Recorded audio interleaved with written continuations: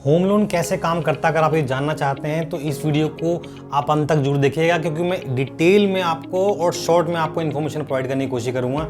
उदाहरण के रूप में मान लेते हैं आपने कोई प्रॉपर्टी परचेज करनी है जिसकी कीमत 20 लाख रुपए है, लेकिन आपके पास ले दे के फंड जो हैं वो 2 से 4 लाख रुपए के आसपास है।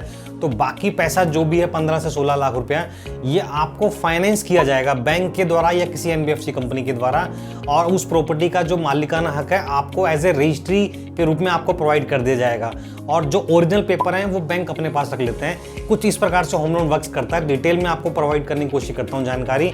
आपका सिंपल जो है, पहले जो आपके केवाईसी होती हैं, आपके जो पैन कार्ड आधार कार्ड वो लिए जाते हैं, और साथ ही साथ जो आपके इनकम दस्तावेज होते हैं, इनकम के जो प्रूफ होते हैं, चाहे ITR है या कोई सैलरी स्लिप है, वो लिए जाते हैं। और साथ ही साथ ये भी देखा जाता है कि आपके हर महीने की ऑब्लिगेशन कितनी है। ऑब्लिगेशन की डेफिनेशन कि हर महीने के आपके आउटस्टैंडिंग कितनी है, क्या क्या चीज़ें जो हैं आप हर महीने जो है वो पे करते हैं, वो सारी चीज़ें देखी जाती हैं। और साथ ही साथ ये देखा जाता है आपका सिबिल स्कोर, जो मोस्ट इम्पोर्टेंट टर्म है। सिबिल स्कोर यानी कि आपने पास्ट में किसी प्रकार का कोई उधारी ली है या नहीं ली है, और ली है तो उसको आपने कितने समय बाद पे करी है, ऑन टाइम पे की है या हाथ से दिया है आपने, मतलब कैश अमाउंट प्रोवाइड किया है, 10 दिन बाद दिया है, 20 दिन बाद दिया है, 1 महीने बाद, 2 महीने बाद, कितने टाइम बाद दिया है, ये सारी की सारी इन्फॉर्मेशन सिबिल में होती है।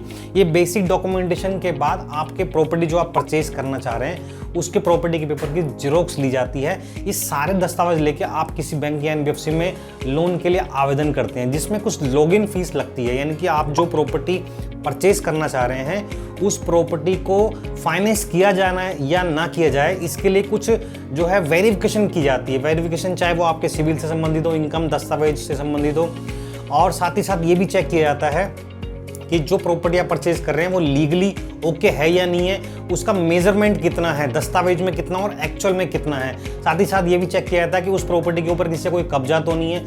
मतलब कुल मिला के ये चेक किया जाता है कि उस प्रॉपर्टी के ऊपर कोई कानूनी रूप से कोई पेच ना हो, उस प्रॉपर्टी की मार्केट वैल्यू क्या है, यहाँ तक चेक किया जाता है।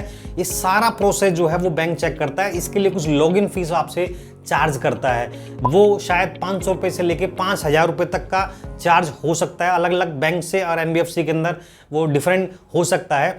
तो ये सब चार्ज लेने के बाद आपकी जो फाइल प्रोसेस होती है, तो ये सारा प्रोसेस होने के बाद जो क्रेडिट मैनेजर है वो आपसे, क्रेडिट मैनेजर वो होते हैं जो ये आपके लोन को अप्रूवल करेंगे या नहीं करेंगे, वो आपसे डिस्कशन करते हैं, चाहे वो फिजिकल मिलके करते हैं या फ़ोन पे करते हैं। ये सब करने के बाद अगर बैंक को संतुष्टि होती है कि आप इस होम लोन की EMI जो 15 से 16 लाख रुपए के आसपास है वो अगर आप पे कर पाते हैं, तो आपको वो लोन का सैंक्शन प्रोवाइड करते हैं। कुछ इस प्रकार से होम लोन का जो प्रोसेस होता है वो इस प्रकार काम कर सकता है। फिर भी अगर आप इससे संबंधित कुछ जानना चाहते हैं तो आप मुझे नीचे कमेंट्स कर सकते हैं। धन्यवाद दोस्तों।